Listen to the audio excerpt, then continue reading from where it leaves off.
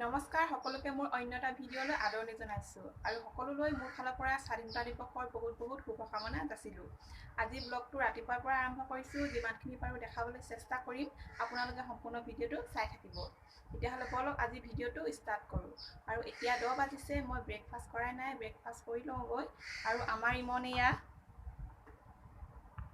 ইমন শুই আছে। ৰাতিপুৱা সোনকালে উঠিলে কাৰণে আকৌ শুলে, এতিয়া উঠিব হৈছে। সেইকাৰণে জল্দি মই ব্ৰেকফাষ্ট কৰি লওঁগৈ। তাৰপিছত আকৌ আপোনালোকক লগ পাই আছোঁ। এয়া ৰাতিপুৱা শুই উঠিয়ে ইমন আৰু বায়েক ভাল লাগিলে কাৰণে মই ভিডিঅ' কৰি থৈ দিছিলোঁ। অলপ দেখালোঁ আপোনালোককো। মই ব্ৰেকফাষ্ট কৰিবই নাপালোঁ। আমাৰ ইমন উঠিলেই, খাব লওঁতে উঠিলে।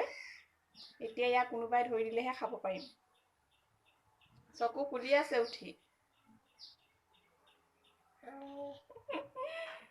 ঠিক আছে, অলপ পিছত লগ পাই আছোঁ। কাপোৰ মেলিবলৈ আহিছোঁ, কিন্তু কাপোৰ মেলা হোৱাই নাই।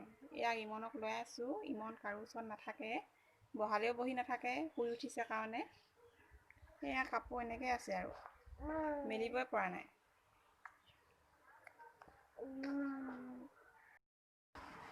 কাপোৰ মেলা হৈ গ'ল আৰু এতিয়া 11টা বাজিছে। মই ইমনক গা ধুৱাওঁগৈ, কিন্তু গা ধোৱাৰ আগতে ইমনক তেল মালিচ কৰি লওঁ। এয়া ইমন, তেল মালিচ কৰিবলৈ কাপোৰ খুলি থৈছোঁ।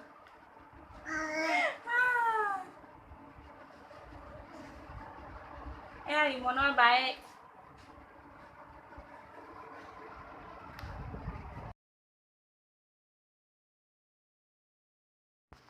এই ইমনক এতিয়া মই তেল মালিচ কৰি লৈছোঁ।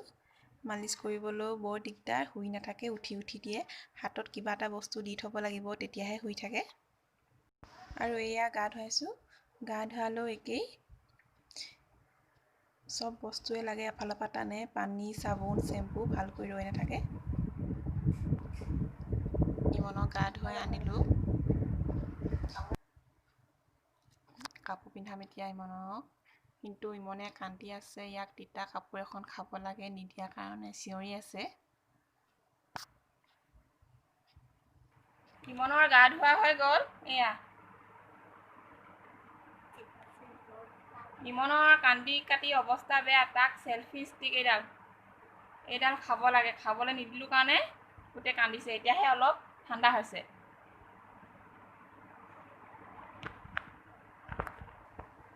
এয়া আকৌ খাবলৈ আৰম্ভ কৰিছে। কি খাই ভাল পায় এইডাল, চব বস্তুৱে মুখত দিয়ে আৰু নিদিলে পুৰা চিঞৰ লগায়।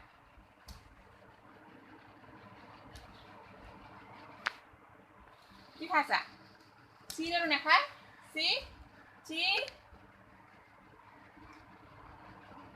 নাখায়, চি এয়া কান্দিছে।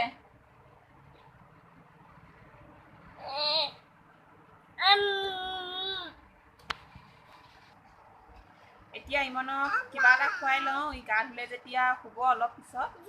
আমালৈ দুপৰীয়া ভাত বাইদেৱে বনাইছে। মই ইমনৰ কাৰণে দুপৰীয়া একো বনাবই নোৱাৰোঁ, ইয়াৰ লগত লাগি থাকোঁতে যায়। ৰাতিহে বনোৱা হয়। কিন্তু কালি ৰাতি মই এটা ৰেচিপি বনাইছিলোঁ, ড্ৰাই ফ্ৰাই। সেইটো আপোনালোকে চাই লওক। এয়া হৈছে আমাৰ গাহৰি ড্ৰাই ফ্ৰাই। বলকচোন চাওঁ কেনেকৈনো বনাওঁ। প্ৰথমতে মই আগতীয়াকৈ গাহৰিখিনি বইল কৰি লৈছোঁ আৰু সৰুকৈ কাটি লৈছোঁ। আৰু একে চাইজতে কাটি লৈছোঁ 3-4টাকৈ আলু। তাৰপিছত মই লৈছোঁ 3-4টা পিঁয়াজ, এনেকৈ কাটি লৈছোঁ আৰু নৰসিংহ পাত কেইখিলামান লৈছোঁ। ইয়াৰ পিছত মই আদা, নহৰু সৰুকৈ কাটি লৈছোঁ। আৰু ডালচেনি, লং, ইলাচি এনেকৈ মই অলপ পানীত তিয়াই ৰাখিছোঁ। এতিয়া কেৰাহী গৰম হোৱাৰ পিছত মই তেল দিছোঁ। তেলখিনি নিজৰ জোখমতে দিব। তাৰপিছত মই ইয়াত কাটি থোৱা পিঁয়াজখিনি দি দিছোঁ। অলপ সময় লৰাই থাকিব। পিঁয়াজখিনি ভালকৈ নিসিজালৈকে আমি ভাজি থাকিব লাগিব। তাৰপিছত মই ইয়াত কেইখিলামান নৰসিংহ পাত দি দিছোঁ। ভালকৈ আকৌ এবাৰ লৰাই লৈছোঁ। আমি পিঁয়াজখিনি কালাৰ নহালৈকে, গলি নোযোৱালৈকে ভাজি থাকিব লাগিব। এতিয়া মই ইয়াত আদা নহৰু পেষ্ট দিছোঁ। আকৌ এবাৰ ভালকৈ লৰাই লৈছোঁ। আমি এনেকৈ ভাজিয়ে থাকিব লাগিব।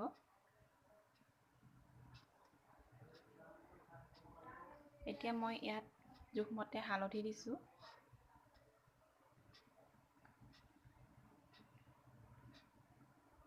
এনেকৈ অলপ সময় লৰাই আছোঁ। লাহে লাহে পিঁয়াজখিনি অলপ অলপকৈ গলিছে। এতিয়া মই লং, ইলাচি, ডালচেনিকেইটা দি দিছোঁ।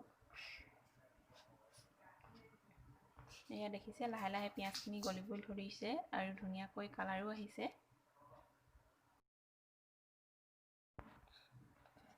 এতিয়া মই ইয়াত কাটি থোৱা আলুখিনি দি দিছোঁ।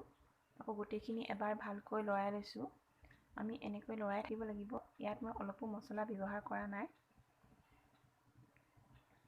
আৰু পানীও দিয়া নাই। লাহে লাহে লৰাই আছোঁ। অলপ সময় পিছত মই এতিয়া মাংসখিনি দি দিছোঁ ইয়াতে। আকৌ পুনৰ ভালকৈ গোটেইখিনি লৰাই লৈছোঁ যাতে জ্বলি নাযায়। আমি এনেকৈ লৰাই থাকিব লাগিব। আৰু এতিয়ালৈকে মই ইয়াত ঢাকনো ব্যৱহাৰ কৰা নাই। এতিয়া কেঁচা জলকীয়া 2টা দিছোঁ আৰু জোখমতে নিমখ দিছোঁ। ভালকৈ গোটেইখিনি লৰাই লৈছোঁ আৰু এতিয়া মই ভিজিবলৈ ভালকৈ ইয়াত ঢাকন মাৰি দিম।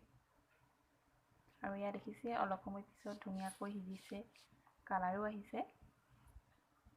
এতিয়া মই ইয়াত সৰু সৰুকৈ অলপ নেমু কাটি দিম। ইয়াত দেখিছে। আৰু একেবাৰে শেষত মই নেমুৰ ৰস অলপ চেপি দিছোঁ। এয়া আমাৰ গাহৰি ড্ৰাই ফ্ৰাই ৰেডি হৈ গ'ল। আৰু আজিৰ ভিডিঅ'টো ইমানতে শেষ কৰিছোঁ। চোৱাৰ বাবে সকলোকে বহুত বহুত ধন্যবাদ।